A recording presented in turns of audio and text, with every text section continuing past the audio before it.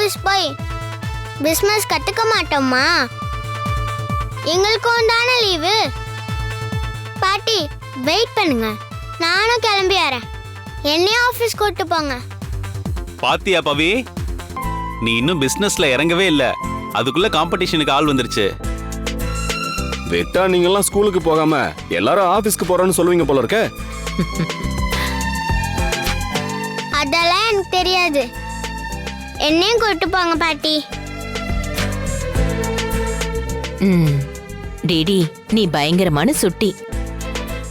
ஒரு இடத்துல உன்னால இருக்கவே முடியாது. நீ எப்படி ஆபீஸ்ல வந்து உட்கார்ந்திருப்ப சொல்லு? நீ பண்ற குறும்புத்தனத்தினால நான் பிசினஸ பார்க்காம கோட்டை விட்டுருவேன்.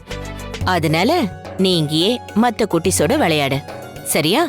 இல்ல பாட்டி, நான் அங்க வந்து அமைதியா இருக்கேன். டிடி, அதெல்லாம் செம்ம போரு. பவியே இன்னைக்கு ஒரு நாள் போயிட்டு ஓடி வந்துருவா. இன்னைக்கு ஸ்பைடர்மேன் படம் வந்திருக்குல்ல, நாமெல்லாம் அதுக்கு போவோம். ஓ அப்படியா? ஜோதி, பசங்களுக்கெல்லாம் லீவ் தானே, இவங்களெல்லாம் கூட்டிட்டு போய் படத்துக்கு போயிட்டு வாங்க. ஐ ஜாலி! அர்ச்சனா, அர்ச்சனா சீக்கிரம் ரெடி ஆவே.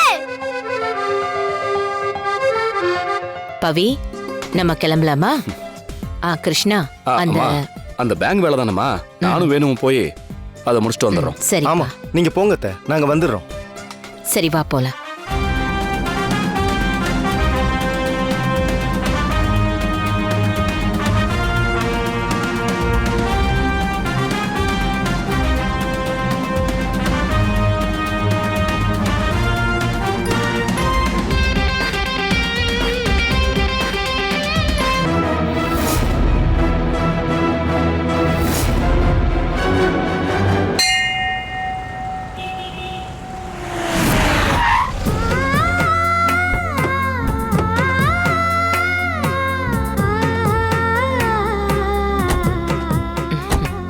பவி, ஆபீஸ்க்கு போறேன்னு கிளம்பி வந்துட்டு எதுக்கு கோவிலுக்கு வண்டியை விட சொன்ன?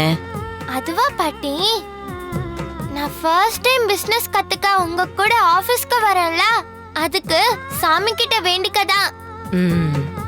அதுவும் இல்லாம என்ன நல்ல விஷயத்தை ஆரம்பிக்கிறப்பவும் சாமி கிட்ட வேண்டிக்கிட்டா அது நல்லபடியா நடக்கும்னு நீங்க தானே சொல்லுவீங்க. பரவாயில்லையே, பாட்டி சொல்லி தந்ததெல்லாம் நல்லா ஞாபகம் வச்சிருக்கியே. நல்ல பழக்கத்தை எப்படி பாட்டி மறக்க முடியும்? சரி, வா போலாம். இருங்க பாட்டி, சாமிக்கு விளக்கு போடணும், அதை வாங்கிட்டு போயிடுவோம்.